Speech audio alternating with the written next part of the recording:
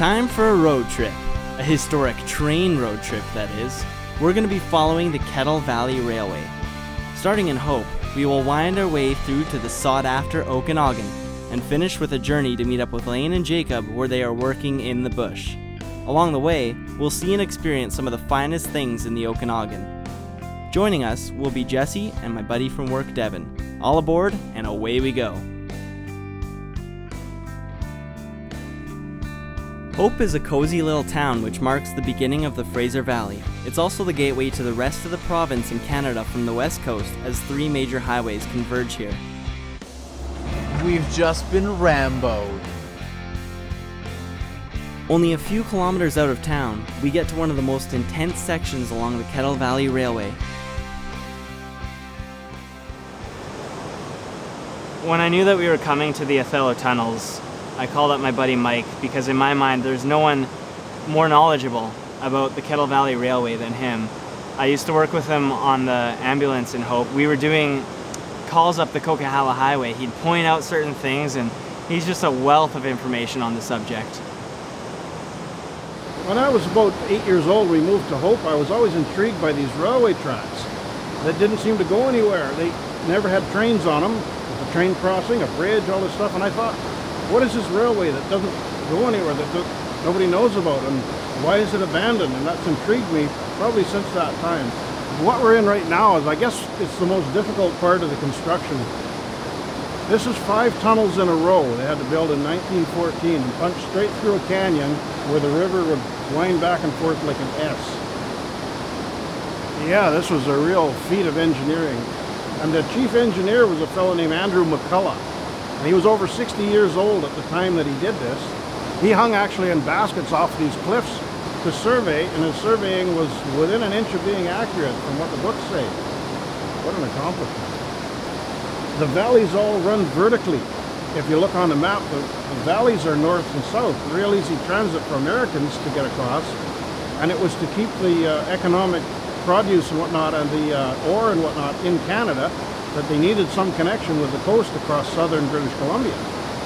Even though you'd have to build through this mountain range and through the next mountain range to get to it, rather than the easy valley floor stuff, to keep the products in Canada and to keep the Canadian interests secure. Some of the highest snowfall in Canada, in Western Canada, is found in the Coquihalla Valley. Upwards of 80 feet a year of snow. In fact, so much snow that oftentimes they had to abandon the railway for the whole winter and come back in April or so and fire up a locomotive and get it out of there because the avalanches had come down and it's just too much material to deal with. They'd have to come back and fix it later. So yeah, it was sometimes a only part of the year railway when it was operating for the 45 years it ran. And it was due to large washouts in 1959 that the railway was temporarily abandoned, and work to repair it never took place. And in 1961, the Bureau of Transport, Department of Transport, authorized the Kettle Valley to abandon the Coquihalla sub. So after 45 years of fighting, they finally gave up. Sometime in the 60s, I just happened upon a TV news program that had the Canadian Army was up there and blowing up the old trestles. Some of the old trestles, the biggest and most magnificent of them. Several, I think the longest was 315 feet long and at least a couple of hundred feet above the valley floor. Great big old structures, which the Army blew up for practice, training.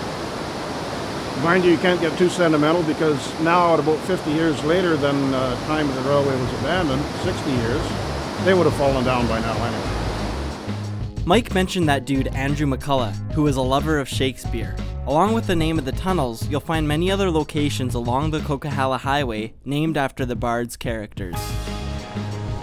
These tunnels might not seem like they're that long, but as soon as you walk in just a few steps, it goes completely pitch black, which is a terrifying experience. And I'm not looking forward to this because I'm a bit of a girl in the dark. Not as much as some other people, but for me I am, I guess. I don't know. And it's terrifying because look at that, that's 15 feet and it's already getting black. And yeah, what a nightmare. Seriously. Nowadays, you're able to take a nice stroll through the Othello tunnels, which are a mighty display of engineering genius. Oh yeah, and Jesse would like to take a moment to thank Mike, in his own way. Mike is a very good guy. He's funny, he mixes his stories well, and he's just got a great voice for the camera. I just loved the way it sounded. He sounds like he could be the next Morgan Freeman. He should try narrating something. I enjoyed spending company with him. That was awesome. That was fun. Well, we had an exciting day at the Othello tunnels, but as always, a trip to the home restaurant in Hope is in order because it's just what you do when you're going through Hope. Jesse was thinking of getting the chicken fingers. You don't get the chicken fingers if you go to the home restaurant, do you, Devin? Or if you're a man. I suppose I'm getting a burger.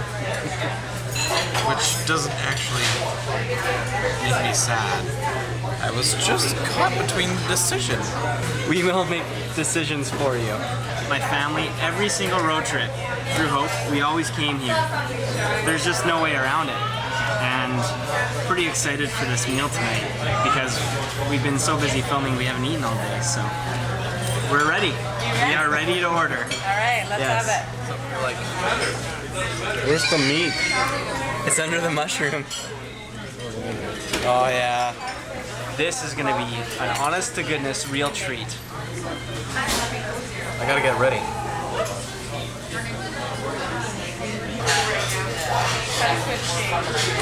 Do you know what that is? What? It's a whole lot of mushroom. Too much mushroom for one man.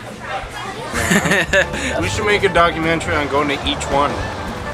There's how many? 4. 4! 5! Whoa! Woo! Whoa! Yeah, well, we're just having a fun time, having our road trip. This is actually Devin's first road trip, I've been informed, which is pretty crazy. Hey, Dev? Yep.